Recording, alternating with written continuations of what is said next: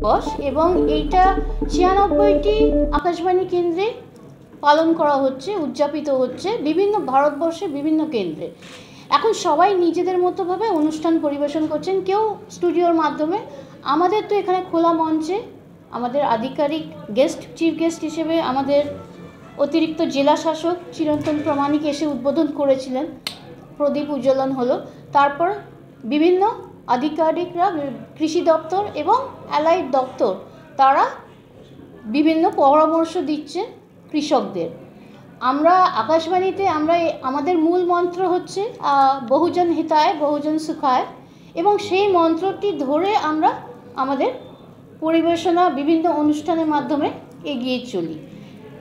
একটা বলবো যে আমাদের বিভিন্ন রকম অনুষ্ঠান হয়, স্বাস্থ্য নিয়ে শিশু বিভাগের অনুষ্ঠান হয়, এবং যুবদের জন্য অনুষ্ঠান হয়, এবং মহিলাদের জন্য আমরা অনুষ্ঠান পরিবেশনা করে থাকি। কিন্তু কৃষি ভিত্তিক অনুষ্ঠান যেটা আছে সেটা হচ্ছে আমাদের কিষাণ বাণী অনুষ্ঠান। বিকেল 5:30টার সময় রোজ আমরা সপ্তাহে 3 দিন আমরা পরিবেশনা করে থাকি আকাশবাণী মুর্শিদাবাদে। যারাই টিউন করবেন, এখন খালি আমরা রেডিওতে আছি তা নয়, এখন তো আমরা এই রেডিও, এখন মোবাইলেই অ্যাপে শোনা যায় আমাদের আকাশবাণী মুর্শিদাবাদ।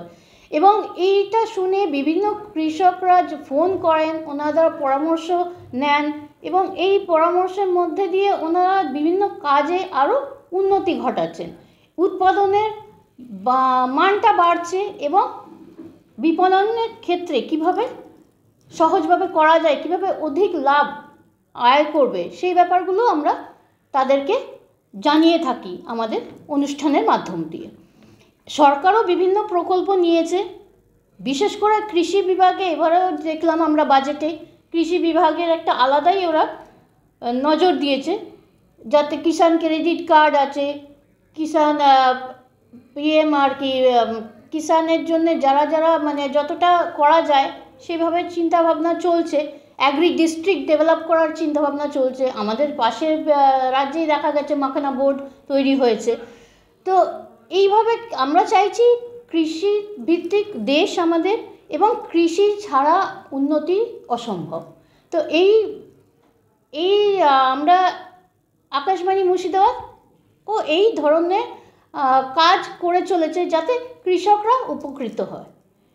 আজকে আমাদের তো খোলা মঞ্চে পরামর্শ দিচ্ছেন বিশেষজ্ঞরা, এবং সেই পরামর্শ আদান প্রদান চলছে, এবং কৃষকরা কতটা উপকৃত হবে আমরা জানি, বুঝতেই পারছি, এবং আমরা এইটা চালিয়ে রাখবো। এবং এখানে এক্সিবিশনও আমাদের স্টলও দেওয়া হয়েছে, এবং বিভিন্ন এক্সিবিশন স্টলে যা সামগ্রী ওনারা তুলে ধরেছেন সেই সামগ্রীগুলো দেখেও অনেকটাই বাকি যারা ভিজিট করতে এসছেন, যারা দেখতে এসছেন, তারাও অনেকটা অনুপ্রাণিত হচ্ছে।